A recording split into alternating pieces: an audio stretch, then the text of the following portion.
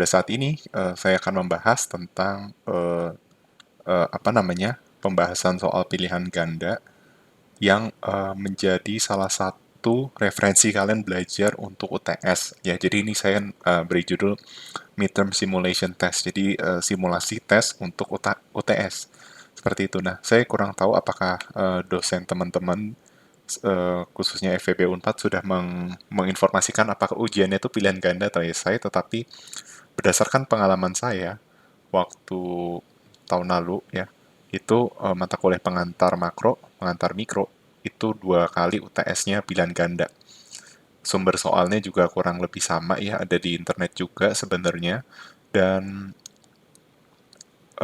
setahu saya soalnya itu adalah 60 pilihan ganda, dan tentunya ini mencakup materi UTS yang terdapat di silabus, dan waktu mengerjakannya itu adalah 50 menit seperti itu. Oke. Nah, di sini saya sudah memilih 60 soal yang berpotensi kuat masuk ke dalam UTS. Meskipun nanti pada saat UTS tidak sama persis, saya berharap minimal adalah beberapa yang masuk UTS, atau paling tidak soalnya dimodifikasi jadi mirip-mirip. Tapi yang jelas teman-teman, dari pembahasan soal ini, saya berharap teman-teman tidak hanya tidak menghafalkan jawaban ya, tetapi mengerti cara pengerjaannya seperti itu. Sekarang saya langsung aja jadi ini materi UTS-nya tuh dari chapter 1 2 ya. 23, 24, 25, 26, 27, 28, 29. Materi makronya sih sebenarnya 23 sampai 29 ya. 1 2-nya ini hanya materi pengantar saja, dan saya sudah atur ya bobot-bobot soalnya, yang jelas totalnya jadi 60 aja ya. Jadi 1 dan 2-nya itu nggak terlalu banyak.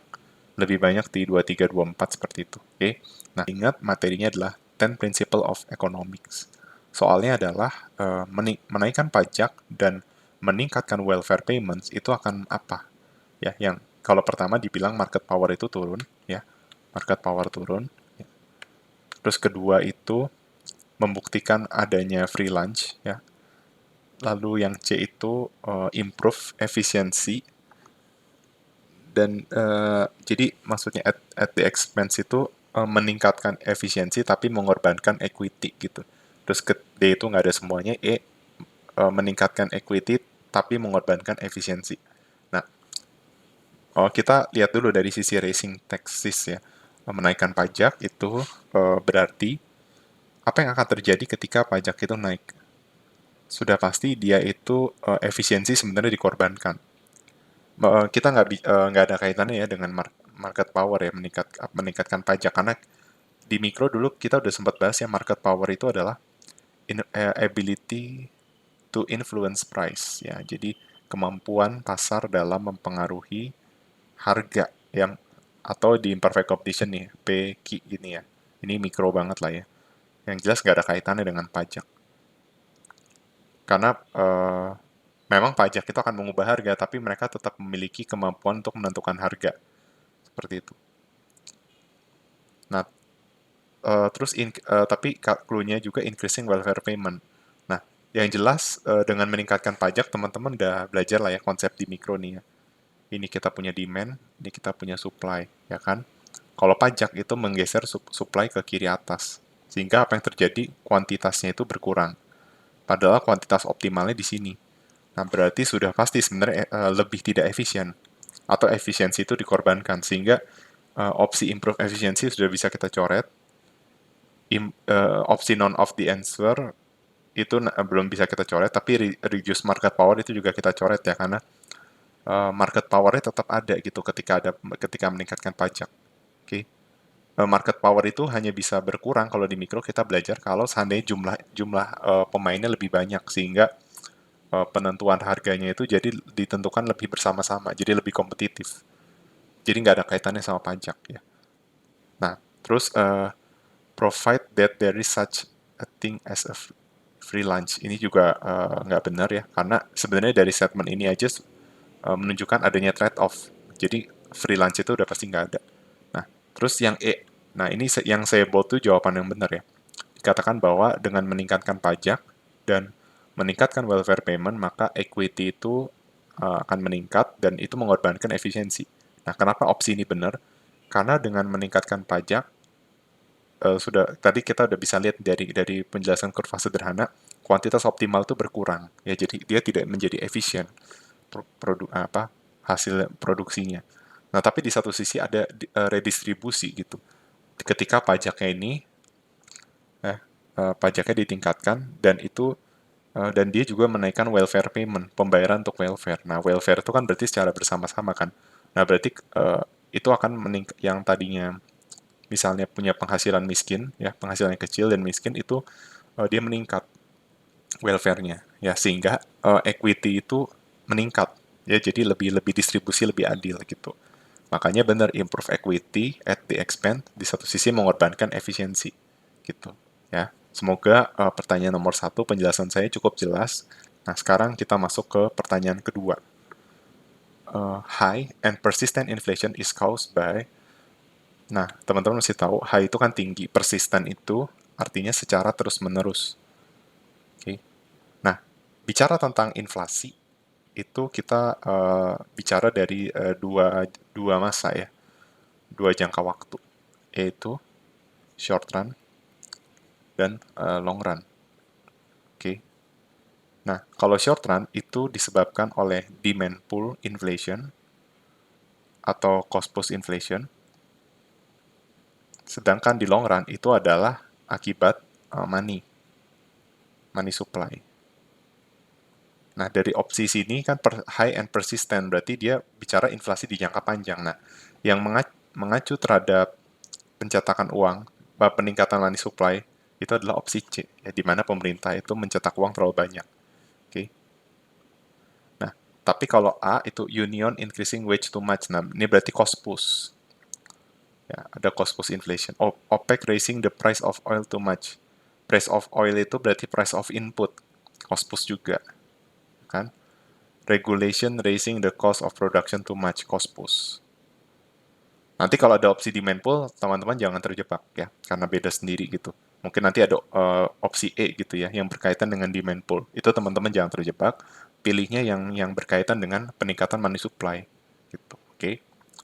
Semoga pertanyaan kedua menjawab. Ini masih chapter 1 ya, dari 10 Principle of Economics, teman-teman harus ingat nih prinsipal keberapa ya.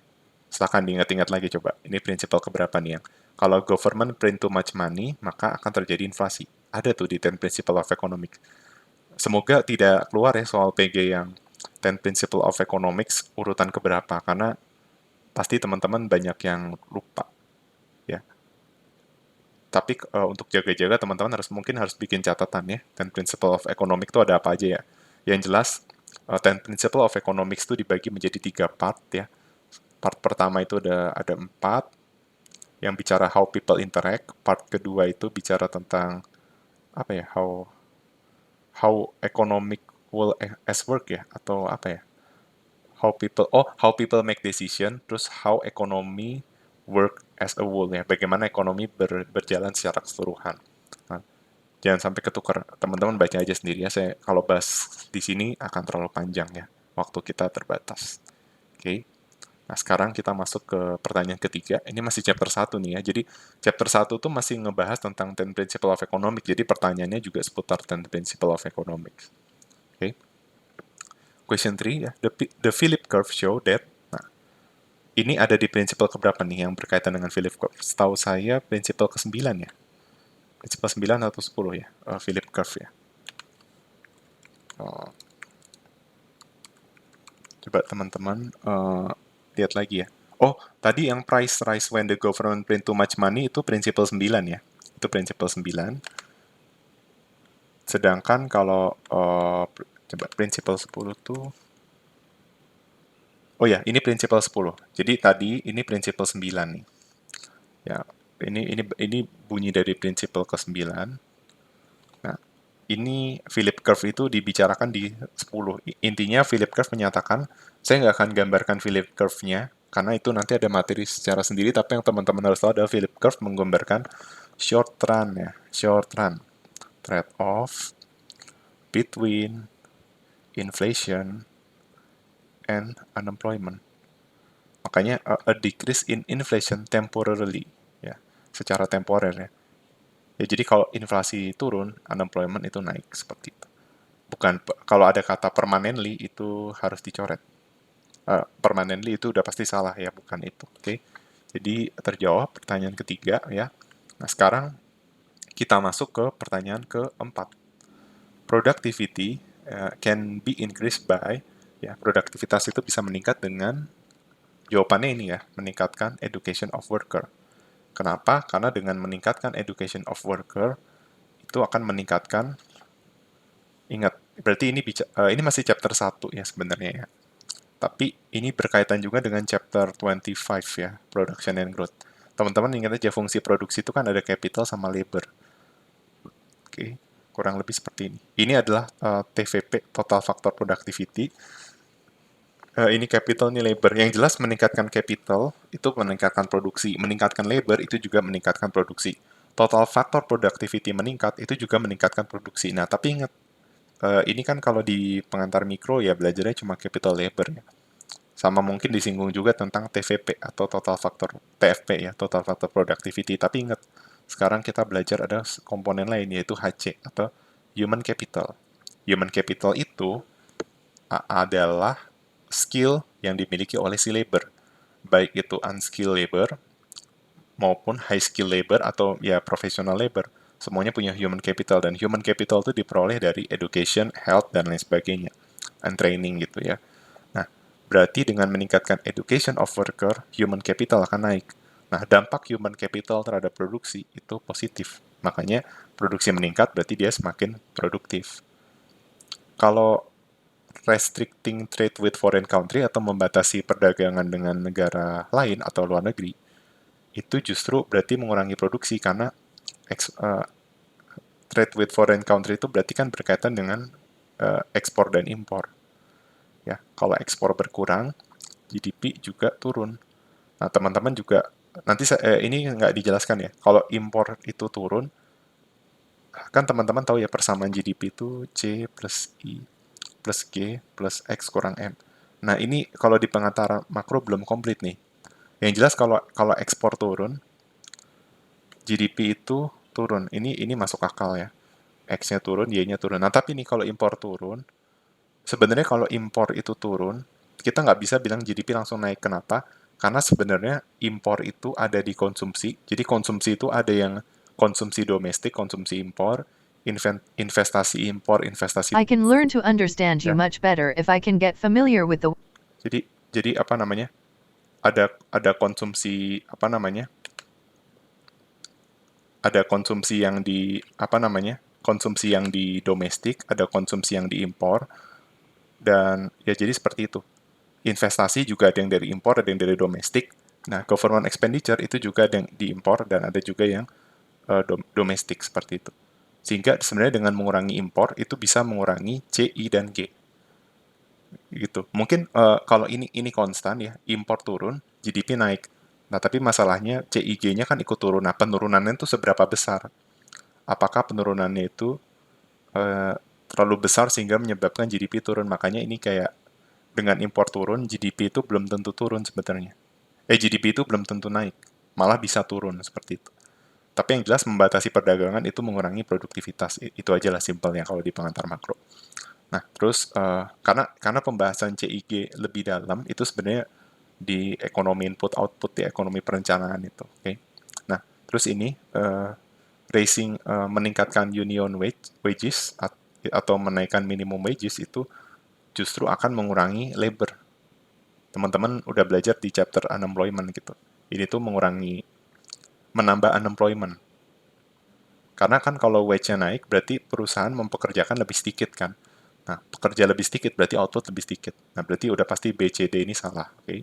Yang benar itu adalah A. Di mana human capital naik, produksi itu akan naik. Oke. Nah, sekarang kita lanjut ke pertanyaan nomor 5 ya. Which of the following is most likely to produce scientific evidence about the theory? Mana yang paling menunjukkan ya bukti saintifik dari teori? Sebenarnya dari ABCD ini kita bisa lihat di inti dari pernyataannya adalah mereka melakukan penelitian gitu, menganalisis dampak apa terhadap apa gitu. Misalnya kayak sebuah pengacara itu mempekerjakan pekerja Renault untuk misalnya melihat dampak airbag dengan passenger safety. Itu kan sebenarnya kayak empirik juga. Iya dia pengen tahu gitu kan dampaknya gimana.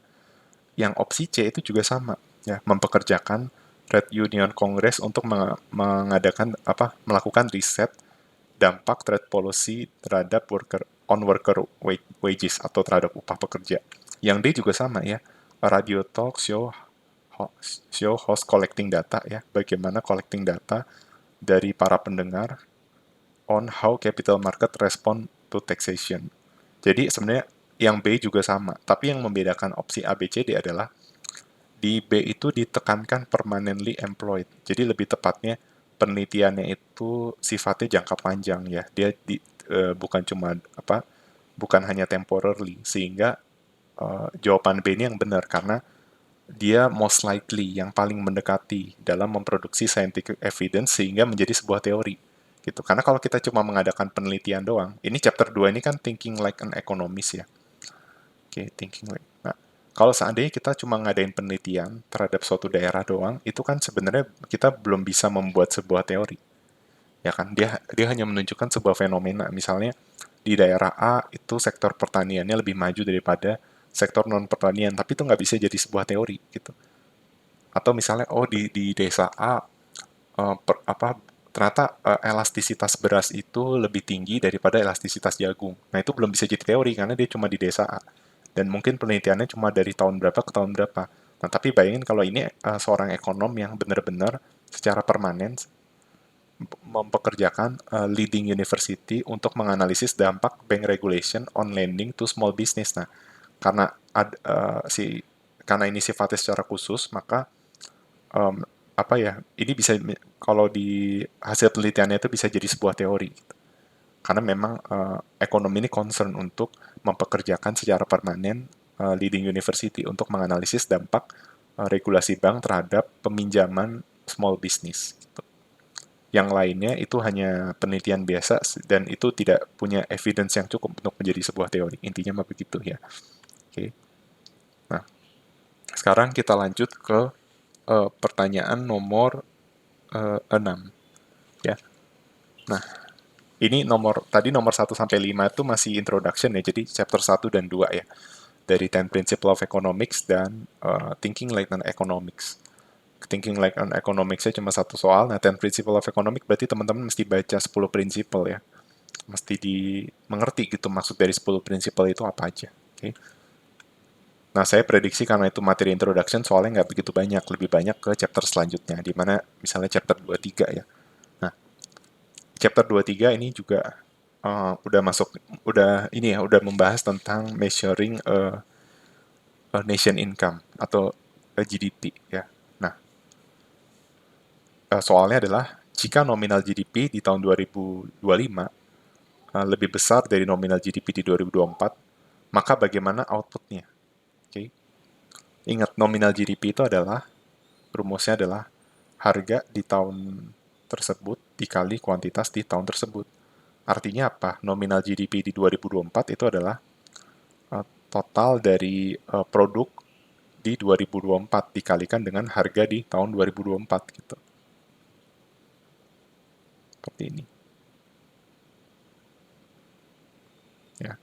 Sedangkan kalau 2025, sorry, ini berarti sigma P 2025 kali Q 2025 ya. Ingat, karena dia nominal GDP, jadi dia mau melihat current GDP ya, in the current year ya, dengan kuantitas di tahun tersebut juga. Oke. Nah, coba kalau nominal GDP 2025 lebih besar dari 2024 artinya apa? Misalnya ini X aksen, artinya X aksen lebih besar dari X gitu kan. Berarti perkalian PQ 2024 dengan PQ 2025 ini yang lebih gede. Nah, kenapa kira-kira? Bisa karena harganya yang lebih tinggi, kuantitasnya sama, atau kuantitasnya lebih tinggi, harganya sama. Sehingga sehingga kita sama sekali nggak tahu gitu ya, apakah betul outputnya naik atau turun. Ya, sekarang gini, kalau outputnya turun, tapi price-nya naik, dan ternyata kenaikannya menyebabkan nilai X aksen ini lebih gede dari X, kan itu juga bisa. Tapi juga bisa kan, key-nya naik, P-nya juga naik, itu GDP naik. Gitu. Key turun, P naik, nah karena P-nya naiknya tinggi, GDP juga bisa naik. Bisa juga key-nya nggak berubah, tapi P-nya naik, sehingga GDP juga naik. Intinya, output itu bisa naik, bisa turun, atau bisa nggak berubah. Sifatnya dia tuh uncertain gitu. Maka bukan must, tapi may have risen, fallen, or stay the same. Ya jadi soal nomor 6 ini hanya matematis aja gitu. Coba aja nih kalau kuantitinya naik, P-nya tetap, GDP naik gitu kan. Quantity naik, P-nya naik, GDP juga naik. Nah, quantity turun, harga naik, bisa GDP nggak berubah, tapi bisa juga GDP naik. Nah, quantity nggak berubah, P naik, GDP juga naik. Artinya apa? Ada peristiwa nominal GDP 2025 naik saat key-nya naik, atau key-nya turun, atau key-nya nggak berubah gitu. Makanya dia bukan must, tapi may have risen, fallen, or stay the same gitu. Oke. Okay. Semoga sampai sejauh ini teman-teman masih bisa mengikuti dengan baik karena masih 6 soal atau masih 10% ya dari perjalanan kita. Oke, nah sekarang ke nomor 7. Ya. Bagaimana dampak pembelian kita terhadap Mercedes-Benz sebesar 40.000 itu dicatat di Jerman ya. Mercedes-Benz yang diproduksi di Jerman itu terrecord in the United States GDP account. Nah, ini asumsinya kita sebagai warga negara US. Nah, berarti ketika kita membeli barang, itu masuk ke konsumsi, maka konsumsi naik. Oke, konsumsi naik. Nah, tapi kita membeli barang dari Jerman, artinya kita impor. Atau dengan kata lain, impor naik sebesar 40.000 juga. Kalau impor naik 40.000, artinya apa? Kan net ekspor kan. Kan GDP itu C, I, G, NX komponennya. Nah, NX itu adalah X dikurang M. Asumsikan ekspornya itu nggak konstan. Impornya naik 40.000. Maka yang terjadi net ekspornya itu turun. Maka konsumsi naik 40.000, net ekspor itu turun 40.000. Jadi jawaban yang benar itu untuk nomor 7 adalah yang A, seperti itu. Konsumsi naik 40.000, net ekspor turun 40.000. Ingat, ini ceritanya kita sebagai warga negara United States. Oke. Nah, sekarang pertanyaan nomor 8. Manakah peristiwa berikut ini yang is likely to affect ya, mempengaruhi real GDP itu untuk turun? Oke. Yang pertama itu terjadinya kenaikan hostility itu kerusuhan antara union dengan si manajemen Spark, sehingga menyebabkan adanya mogok kerja. Nah, peristiwa ini menyebabkan, intinya kalau kita mau lihat efek real GDP itu turun atau naik, berarti ingat, real GDP itu kan sigma P kali Q, di mana P-nya itu pakai Bayesian. Nah, tujuannya adalah untuk melihat Q-nya ini naik atau turun. Ya. Intinya peristiwa nomor 1 itu menurunkan Q atau menaikkan Q, gitu aja. Ya. Kalau ada kerusuhan, ada mogok kerja, udah pasti Q-nya turun. Nah, berarti real GDP juga turun. Oke, nah terus yang opsi 2, Kongres meloloskan hukum New Environmental Laws ya, hukum lingkungan yang baru, intinya melarang firm itu memproduksi dengan metode yang menghasilkan kuantitas polusi yang besar. Atau dengan kata lain, berarti dengan adanya law ini, kuantitas produksinya lebih kecil. Iya kan? Karena ada environment yang ingin dilindungi sehingga produksi itu nggak boleh kayak dulu lagi.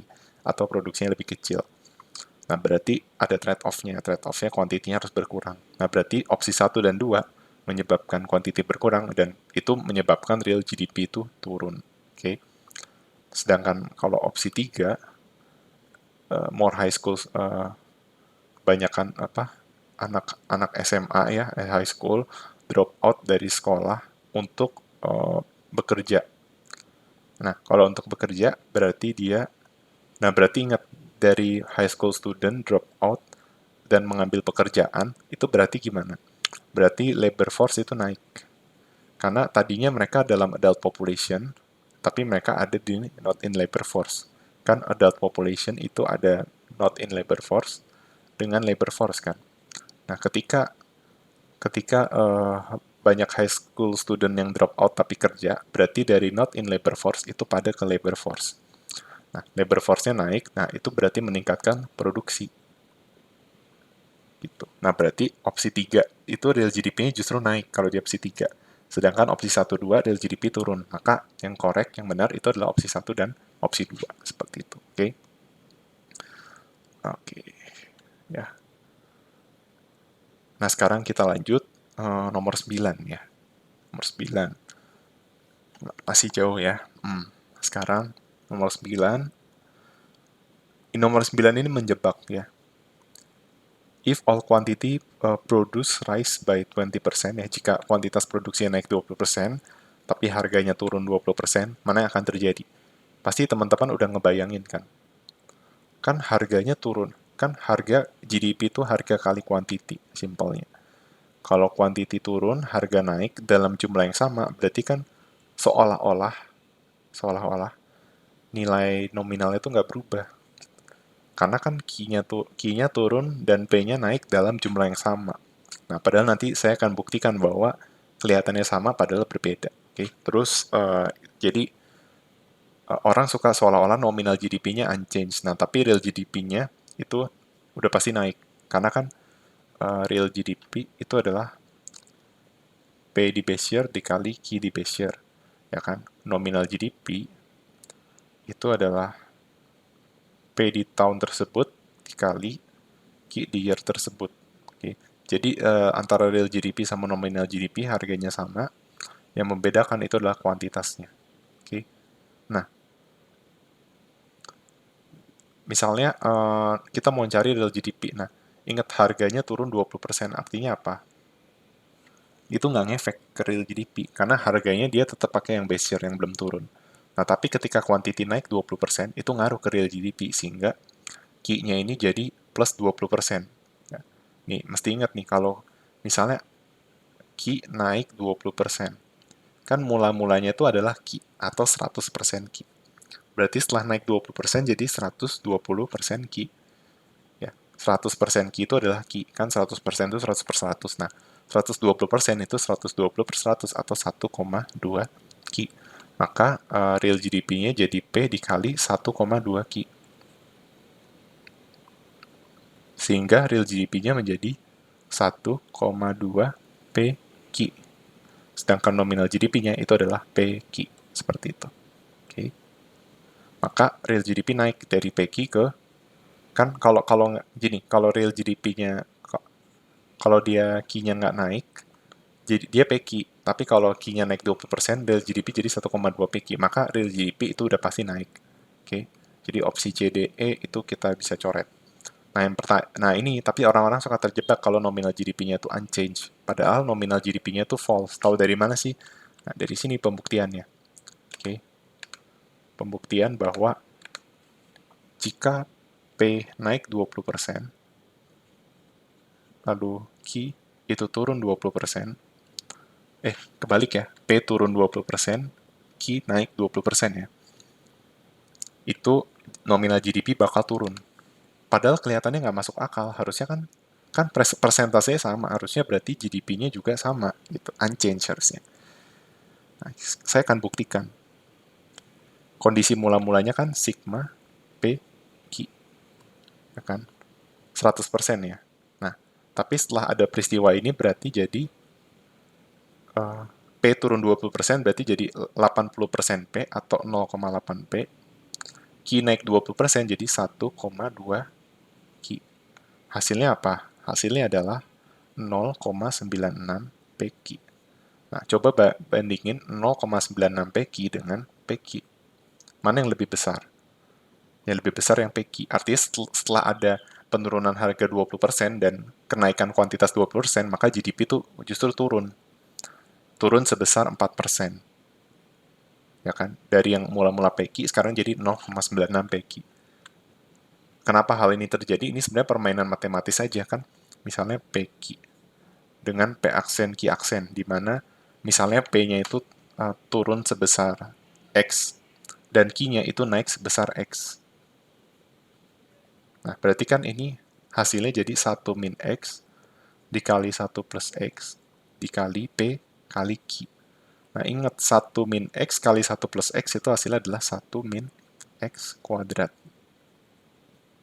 Kan 1 plus X kurang X min X kuadrat. Nah, ingat, X itu kan persen, pasti dia di atas 0. Maka 1 min X kuadrat sudah pasti di bawah 1.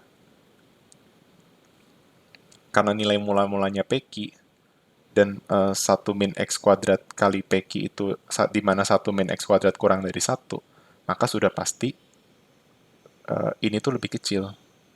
Sorry, ya, yang ini lebih kecil atau ini lebih besar, gitu. Jadi seperti itu, oke? Jadi seperti itu. Apa? Kalau seandainya apa? Penurunan atau kenaikan harga, ya terserah mau harganya yang turun kayak atau harga yang naik atau kuantitinya turun naik, tapi dengan persentase yang sama, maka itu akan menyebabkan GDP itu turun, nominal GDP-nya turun. Karena ini nih, 1 min X kuadrat ini. Ya. Makanya kita perlu punya pemahaman matematis yang baik dan benar ya, supaya teman-teman tidak terjebak untuk kasus-kasus seperti ini. Dan memang ini kelihatannya seolah-olah tidak berubah nominal GDP karena kenaikan kuantitasnya dan kenaikan harganya di persentase yang sama, tapi setelah kita buktikan secara matematis, as always ini, ya, kalau persentasenya sama justru menurunkan GDP, seperti itu. Oke, nah, sekarang kita lanjut ke nomor 11. Nomor 11 ini ada kemiripan dengan soal nomor 9. Tapi bedanya ini lebih langsung ke perhitungan ya. Nomor 11 ditanyakan, jika semua kuantitas yang diproduksi itu turun 10% dan harga-harga naik 20%, apa yang akan terjadi? Nah, kurang lebih kalau teman-teman lihat opsinya ini bicara tentang dampaknya terhadap nominal GDP dan real GDP. Nah, ingat aja, nominal GDP itu kan rumusnya harga di tahun tersebut dikali kuantitas di tahun tersebut kan.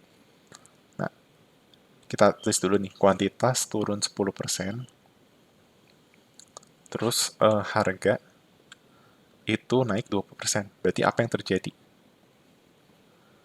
Berarti kalau nominal GDP berarti P dikali Q. 1,2 P ya, karena harga naik 20% berarti mula-mula 100% jadi 120% atau 1,2 P. Q turun 10% berarti 90% Q yang sekarang jadi 0,9 Q. Berarti 1,2 P dikali 0,9 Q. Hasilnya adalah 1,08 PQ. Nah, kan PQ mula-mula itu GDP mula-mula PQ. Nah, dari PQ ke 1,08 PQ itu artinya dia naik 8% secara nominal GDP. Maka jawaban yang benar adalah nominal GDP itu naik 8%. Oke. Nah, kalau teman-teman karena kebetulan waktunya terbatas ya udah, teman-teman lihat nih, kebetulan opsinya hanya nominal GDP naik 8%, nggak ada opsi lain. Maksudnya opsi lain bicara tentang nominal GDP yang naiknya tidak 8%, berarti teman-teman bisa langsung milih ini. Tapi kalau barangkali ada pasangan real GDP-nya, teman-teman harus ngecek kan real GDP-nya berapa. Nah, real GDP-nya itu berarti P, ingat real GDP harganya tetap sama, Q-nya itu yang berubah, yaitu turun 10%, jadi 90% Q atau 0,9 Q. Maka real GDP-nya jadi 0,9 PQ atau turun 10%. Jadi real GDP itu murni karena pengurangan atau perubahannya itu karena perubahan output gitu. Sama sekali tidak dipengaruhi oleh perubahan harga. Oke, jadi yang ini nih. Barangkali ini opsinya 8 dan 10. Nah, ini berarti yang benar. Oke, kalau gitu kita lanjut ke nomor 12. Nih, jika GDP di UK melebihi GNP di UK, maka apa yang akan terjadi? Nah, ini saya sempat bahas ya di chapter 23. Jadi, apa yang terjadi ketika suatu negara itu GDP-nya lebih besar dari GNP? Ini konteksnya UK ya. Berarti GDP UK itu adalah apa namanya? Apa yang dihasilkan oleh warga UK di domestik ditambah dengan non-UK Ya misalnya orang-orang foreignnya UK, misalnya kayak orang Indonesia, orang Amerika di UK, itu menghasilkan sesuatu di domestik. Jadi UK domestik ditambah non-UK domestik. Nah, GNP di UK, nah ingat kalau GDP kan berdasarkan domestik, kalau N itu nation, berarti penghasilan warga UK, baik UK yang ada di domestik atau di dalam negeri atau UK yang di luar negeri. Nah, ingat dibilang bahwa GDP melebihi GNP. Berarti apa? GDP lebih dari GNP. Artinya apa? Ketika GDP lebih besar dari GNP, maka GDP dikurang GNP itu lebih besar dari 0. Ya kan? Misalnya ini 9, ini 8. 9 kurang 8 berarti kurang dari 0. Gitu. Nah, sekarang kita coba mengkurangkan GDP UK dengan GNP di UK. Apa yang akan terjadi? Coba ini kita kurangin. Ini dikurangi ini. Nah, kita lihat yang sama itu adalah UK domestik. Ini kita coret. Nah, berarti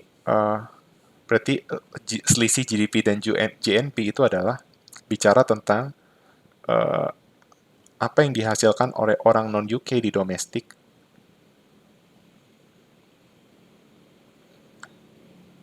dikurang dengan apa yang dihasilkan oleh UK di foreign. Gitu. Dan ini lebih besar dari 0. Ya kan? Coba statement soal. Artinya apa? Kalau non-UK di domestik lebih besar, dikurang UK foreign itu lebih besar. Wait. Kan artinya GDP lebih besar dari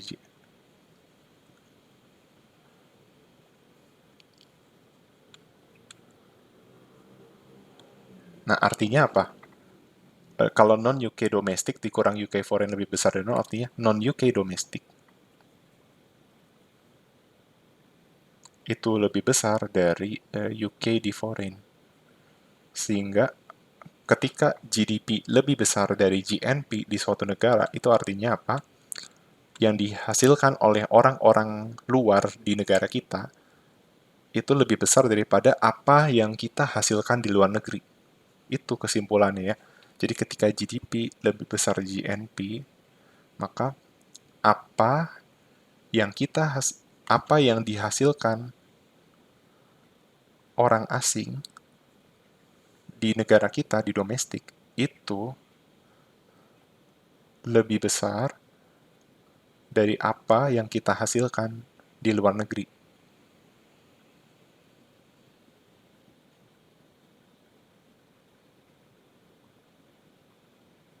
Oke.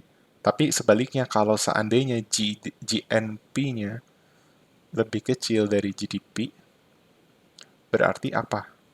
Apa yang dihasilkan oleh kita di dalam negeri, berarti ini apa yang kita hasilkan di luar negeri itu lebih besar daripada orang asing. Itu lebih besar daripada apa yang dihasilkan orang asing. Orang asing dihasilkan orang asing di negara kita, di domestik. Jadi seperti itu ya, interpretasinya. Barangkali soalnya itu dibalik. Nah, berarti ya ini jawabannya yang B ya. Foreigners are producing more in the UK than Britain, yang warga negara Britain yang memproduksi di luar negeri ya. Jadi cukup jelas untuk nomor 12 ya. Seperti itu. Oke. Nah, sekarang kita lanjutkan, kita kayaknya masih ada waktu untuk bahas beberapa soal ya. Nah, nomor 13. GDP would include which of the following? Ingat GDP itu berarti yang tidak diperhitungkan di GDP adalah sektor-sektor ilegal. Ya, kayak free sex atau narkoba itu nggak masuk ya. Jadi illegal drug itu nggak masuk. Pekerjaan rumah juga nggak masuk GDP. Nah, the value of taking a day off from work atau berarti ini kan menggunakan waktu untuk leisure ya. Ingat, leisure itu tidak masuk ke GDP. Oke. Jadi semakin tinggi leisure kamu itu nggak akan naikin GDP. Ya, tapi laser berdampak terhadap produktivitas gitu. Tapi GDP sendiri tidak ada komponen laser. Lebih tepatnya laser mempengaruhi produktivitas yang nantinya akan menurunkan GDP. Tapi komponen laser itu nggak ada di dalam perhitungan GDP ya. Jadi dia cuma korelasi aja. Oke, nah consulting service masuk. Nah, intermediate sales nggak masuk. Kenapa? Karena intermediate good tidak masuk dalam perhitungan GDP. Karena definisi GDP adalah final goods and services yang diproduksi di suatu negara dalam periode waktu tertentu. Oke, kenapa intermediate goods itu nggak masuk? Kita udah bahas untuk menghindari double counting. Kalau diperhitungkan ya memang akan ada double counting. Intinya itu aja. Contohnya misalnya pensil. Komponennya itu ada kayu. Nah, kalau kayunya kita hitung, berarti kan itu jadi double counting. Makanya GDP itu adalah hanya menghitung final goods and services. Dia tidak menghitung sama sekali yang intermediate ya. Nah, sekarang nomor 14. If a cobbler buys leather for 100 euro ya, 100 euro and trade for $50 and use them to produce and sell. Pokoknya intinya si penjualnya ini ya membeli kulit ya, $100 terus $50 itu untuk diproduksi. Intinya dari komponen yang ada $500 itu jadi sepatu. Nah, berarti ini yang final goods-nya 500 euro kan. Berarti kontribusi terhadap GDP-nya 500 euro. Nah, jadi jawabannya yang D. Nah, terus yang 15 ini kita mulai masuk ke hitungan. Disuruh menghitung ini. Nah, jadi teman-teman mesti jaga-jaga ya, kayak soal-soal tadi ini kayak gini, ini harus dikerjakan 30 detik doang nih kalau ada ya. 30 detik tuh udah maksimal. Nah, karena soal kayak gini butuh waktu semenit. Kalau misalnya ada, ya. Biasanya tetap ada hitungan tapi nggak ribet, ya. Kalau pilihan ganda. Nah, ini disuruh menghitung value dari GDP deflator tahun 2004. Sebenarnya nanti kalau soalnya pun esai, teman-teman tetap berguna ya belajar dari sini karena ada beberapa soal yang bisa dibikin ke SI gitu. Jadi teman-teman harus tetap menguasai ya. Nah, value dari GDP deflator 2004. Ingat, GDP deflator itu adalah nominal dibagi real dikali 100. Oke, nah sekarang kita cari nominal GDP di 2004. Berarti harga di 2004 dikali kuantitas di 2004 itu kita totalin. Nah, sedangkan realnya itu pakai harga di base year. Harga di base year itu 3 euro dan 10 euro. Berarti 3 kali 120 ditambah 10 ditambah 10 dikali 70. Oke, jadi seperti itu. Hasilnya itu adalah nanti 1200 untuk nominal, realnya itu 1060. Nah, kalau dikali 100, ini hasilnya jadi 113,21. Atau kalau kita buletin jadi 113. Nah, sehingga dapatlah GDP deflator itu adalah 113. Nah, teman-teman mesti hati-hati karena ujian suka buru-buru. Barangkali teman-teman ceroboh nanti ngerjainnya real dibagi nominal. Nah, ini kalau teman-teman seandainya ngerjain real bagi nominal, teman-teman nggak akan nemu jawabannya kan. Tapi kalau seandainya dibikin opsi yang real dibagi nominal, dan teman-teman salah rumus, ngerjainnya pakai real bagi nominal, berarti teman-teman apes, teman-teman jawabnya yang salah. Makanya harus hati-hati ya. GDP deflator itu adalah nominal bagi real kali 100 ya. Tidak boleh dibalik karena hasilnya pasti berbeda. Oke. Nah, sekarang nomor 16. Ini udah masuk ke chapter 24 ya. Kalau chapter 23 itu berbicara tentang measuring a nation income. Berarti kita fokusnya di GDP. Nah, sekarang udah masuk ke measuring of the cost of living. Itu udah masuk ke unsur-unsur kayak CPI. Nah, ini bicara tentang borrowers and lenders. Jadi, antara yang meminjamkan uang dan yang dipinjamkan uang. Seperti itu. Mereka sudah menyepakati nominal interest rate tertentu ya. Dan ternyata inflasinya lebih rendah dari apa yang mereka harapkan. Nah, sebenarnya di buku ada gitu listnya siapa saja yang bakal diuntungkan ketika inflasi itu lebih rendah dari seharusnya sama kalau inflasi lebih tinggi dari seharusnya. Cuma itu kan hanya kalau kalian cuma ngafalin ya kalian belum tentu ngerti kenapa seperti itu. Nah, saya akan jelaskan kenapa kalau inflasinya lebih rendah dari seharusnya itu lender yang will gain bukan borrowers. Kenapa yang peminjam bukan yang yang meminjamkan.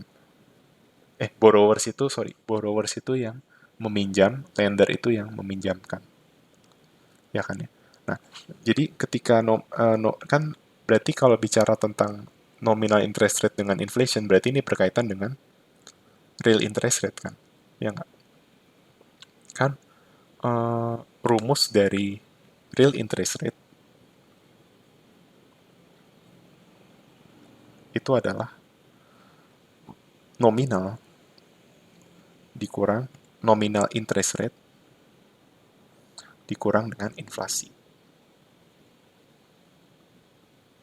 Sehingga apa yang terjadi ketika inflasi itu lebih rendah dari seharusnya? Ini konstan kan, nominalnya fix. Berarti real interest rate lebih tinggi dari seharusnya.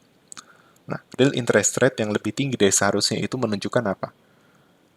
Berarti si lenders yang minjemin uang itu mendapatkan uang lebih dari seharusnya. Logikanya gini, dia minjemin uang 100 juta nih si lender. Kalau berdasarkan kesepakatan, itu uangnya nanti dibalikin 107 juta. Dengan asumsi nilai real di saat dia ngebalikin uang itu adalah 105 juta. Atau dengan kata lain, dia untung 2 juta. Paham nggak? Kan, nih, saya pelan-pelan deh ya. Kan 100 juta. Terus dia harus ngebalikin 107 juta. Gitu. Tapi dia tahu bahwa 100 juta di saat yang akan datang itu jadi 105 juta. Sehingga dia ngambil untung sebesar 2 juta gitu kan. Si lendernya. Ternyata inflasinya itu lebih kecil. Maka eh, nilai uangnya bukan 105, tapi di bawah 105, taruhlah jadi 104 juta. Sehingga gapnya ini jadi lebih jauh. Atau keuntungannya dia lebih gede dari 2 juta, taruhlah jadi 3, ditambah sejuta, atau jadi 3 juta. Gitu. Itu alasan kenapa lender itu diuntungkan. Oke. Tapi kebalikannya, kalau seandainya inflasi lebih tinggi dari seharusnya, maka 100 juta itu di saat yang akan datang bukan 105, tapi di atas 105. Misalnya 106 juta. Maka gap yang tadinya 2 juta itu jadi berkurang. Jadi sejuta. 2 juta dikurang sejuta, hasilnya adalah 1 juta. Gitu. Maka dalam hal ini, lenders rugi, dan itu menguntungkan borrowers. Karena borrowers yang seharusnya uh, seolah-olah membayar, borrowers yang seolah-olah membayar 5 juta, sekarang membayarnya jadi, gimana ya, berarti borrowers membayar 7 juta, itu kan tadinya seolah-olah 5 juta, nah sekarang 7 juta itu 6 juta. Makanya si borrowersnya diuntungkan, kayak gitu ya. Oke, semoga cukup jelas ya. Sekarang kita lanjutkan ya. Oke, kita masih ada waktu ya. Kita lanjutkan aja. Nah, nomor 17. Nah, 17 tuh worker sama firm. Logikanya sebenarnya sama ya. Intinya inflasinya lebih gede dari seharusnya. Nah, berarti tadi kalau inflasi lebih besar, berarti apa? Real interest rate-nya lebih rendah dari seharusnya. Nah, kalau ini konteksnya wage. Berarti ketika inflasi lebih besar dari seharusnya, berarti nilai realnya lebih kecil dari seharusnya. Artinya apa? Perusahaan membayarkan real wage lebih rendah dari seharusnya. Sehingga perusahaan diuntungkan. Makanya ketika inflasi lebih tinggi dari seharusnya atau yang diekspektasi, maka firmnya itu yang gain. Sehingga dia workers yang dikorbankan. Ya. Makanya nomor 17 itu jawabannya adalah yang D. Seperti itu. Oke, mungkin kita sampai nomor berapa ya? Sampai nomor 20 lah ya. Sisanya dilanjutkan pertemuan berikutnya. Ya. Kita nomor 18 dulu ya. Because consumer can sometimes substitute cheaper goods for those that have risen in price, maka apa yang terjadi kepada CPI? Ingat, CPI itu menggambarkan apa yang dibelanjakan oleh konsumen. Ya. Sehingga ini kasusnya adalah misalnya ada red apple dan green apple. Ada red apple sama green apple. Kalau harga, misalnya yang di basket itu, adalah red apple, maka ketika harga red apple naik, maka CPI akan mengcapture kenaikan harga red apple. Ya. Jadi CPI naik. Padahal orang-orang dengan naiknya red apple pada pindah ke green apple. Jadi sebenarnya biaya hidupnya nggak naik gitu. Tapi CPI menangkap ya seolah-olah naik. Makanya CPI-nya overstate inflation. Makanya 18 itu yang A. Oke. Jadi ini adalah kelemahan dalam menghitung CPI itu, menghitung inflasi dengan CPI, yaitu ini substitution bias. Adanya substitution bias. Oke. Nah, sekarang kita masuk ke nomor 19.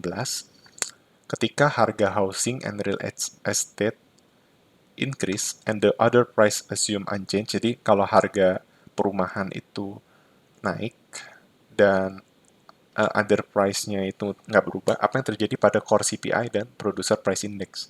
Teman-teman masih tahu, core CPI itu adalah CPI yang menggambarkan harga-harga barang kecuali housing dan energi.